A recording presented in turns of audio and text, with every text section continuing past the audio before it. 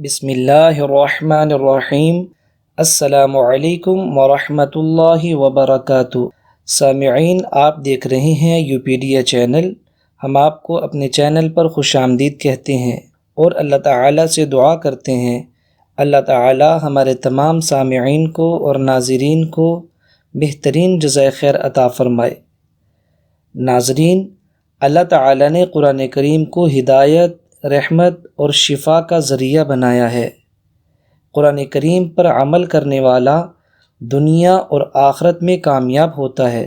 اللہ تعالیٰ کے نیک بندے جب قرآن کریم کی تلاوت کا شغف رکھتے ہیں تو اللہ تعالیٰ ان کے دلوں میں مختلف مواقع، حاجات اور مسائل کے لیے مخصوص آیت کا ورد عطا فرما دیتے ہیں۔ ناظرین، قرآن پاک وہ ایسا ذریعہ ہے کہ جس کے ذریعے سے سب سے جلد اور پر اثر شفا حاصل کی جا سکتی ہے، جیسا کہ اللہ تعالیٰ کا قرآن پاک میں خود ارشاد ہے وَنُنَزِّلُ مِنَ الْقُرْآنِ مَا هُوَ شِفَاءٌ وَرَحْمَةٌ لِّلْمُؤْمِنِينَ کہ یہ قرآن پاک جو ہم نے نازل فرمایا ہے یہ مومنین کے لیے رحمت ہے اور ان کے لیے یہ شفا ہے۔ تو ناظرین، آج جو میں وظیفہ آپ کے سامنے لے کر حاضر ہوا ہوں، جو عمل میں آپ کو بتانے والا ہوں، آج کا یہ عمل قرآن پاک کی ایک سورت ہے، بڑی ہی بہترین قسم کی سورت، اور جس کے اندر اللہ تعالیٰ نے اتنی تاثیر اور طاقت رکھی ہے کہ جب بھی اور جس مقصد کے لیے بھی اس کو پڑھ کر آپ اللہ تعالیٰ سے مانگیں گے، اللہ تعالیٰ فوراً آپ کی ضرورت کو پورا فرما دیں گے۔ اگر آپ کا مقصد عزت حاصل کرنا ہے تو آپ اس وظیفے کو عزت کی نیت سے پڑھیں گے، اللہ تعالیٰ آپ کو تمام لوگوں کی نظر میں باعزت شخص بنا دیں گے۔ اگر آپ لوگ ترقی چاہتے ہیں تو اللہ تعالیٰ آپ کو آپ کے کام میں ترقی عطا فرمائیں گے۔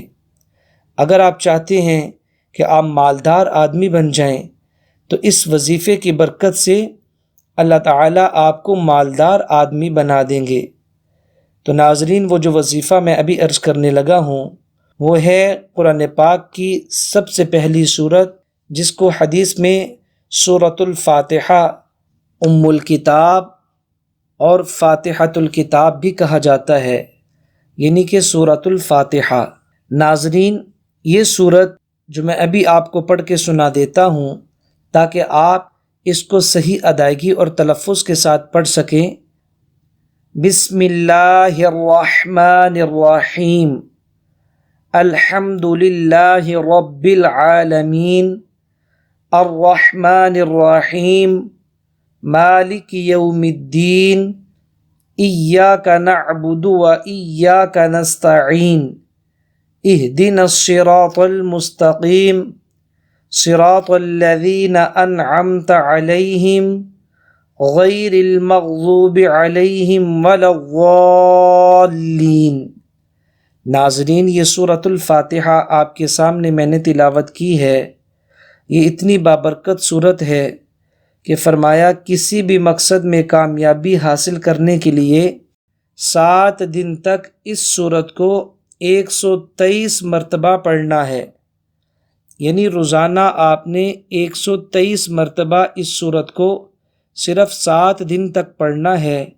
کسی بھی مقصد کے لیے، کسی بھی کامیابی کے لیے، کسی بھی ضرورت کے لیے، کسی بھی حاجت کے لیے، کسی بھی کام کے لیے آپ نے اس سورت کو پڑھنا ہے۔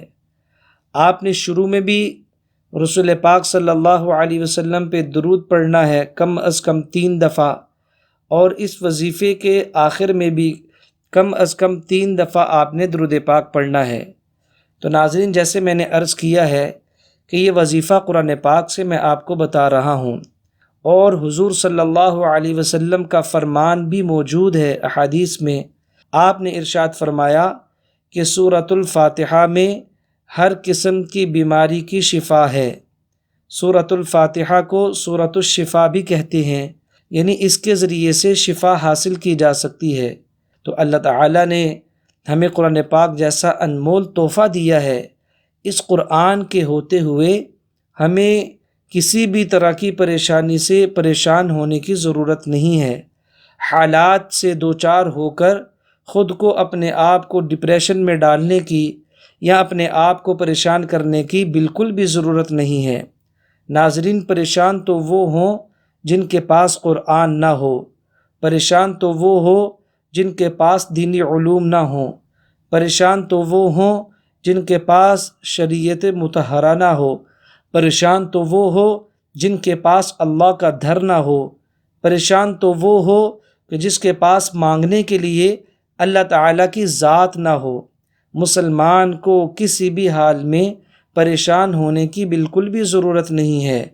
اگر وہ کسی بھی مرض کے اندر مبتلا ہے، کسی قسم کی پریشانی کے اندر مبتلا ہے، تو وہ انشاءاللہ اس وظیفے کو بتائے گئے طریقے کے مطابق کرے گا۔ اللہ پاک اپنی رحمت کے ساتھ اور اللہ پاک اپنی قدرت کے ساتھ اس کی تمام حاجات کو اور تمام ضرورتوں کو پورا فرمائیں گے۔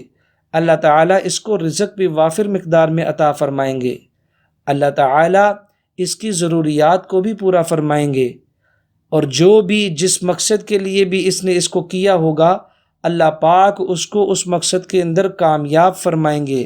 تو آپ سے گزارش ہے، آپ اس وظیفے کو ضرور کیجئے۔ ناظرین، اس وظیفے کو کرنے کے بعد الحمدللہ اللہ تعالیٰ کا غیبی نظام آپ کی طرف متوجہ ہوگا، اور آپ اپنی آنکھوں کے ساتھ اللہ تعالیٰ کی مدد کو، اللہ تعالیٰ کی نصرت کو، اللہ تعالیٰ کے غیبی نظام کو دیکھ لیں گے۔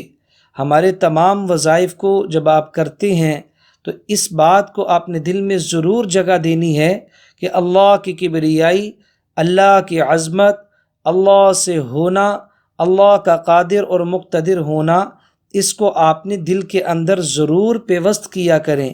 پھر آپ جتنے بھی وظائف کریں گے اس کے اندر انشاءاللہ طاقت ہوگی، اور وہ وظائف پرتاثیر ہوں گے، اور وہ وظائف آپ کو فوری اثر مہیا کریں گے۔ دوستو، اگر وظیفہ کرتے وقت بے توجہی ہوئی یا آپ نے غفلت کے ساتھ وظیفے کو کیا، تو پھر اس وظیفے کے اندر وہ ثمرات اور وہ تاثیرات پیدا نہیں ہوں گی جو کہ مطلوب اور مقصود ہیں۔ لہٰذا ہر وظیفے کو کرنے سے پہلے آپ اپنے ذہن کو اللہ کی خالقیت کی طرف اور اللہ کی قدرت کی طرف ضرور متوجہ کیا کریں۔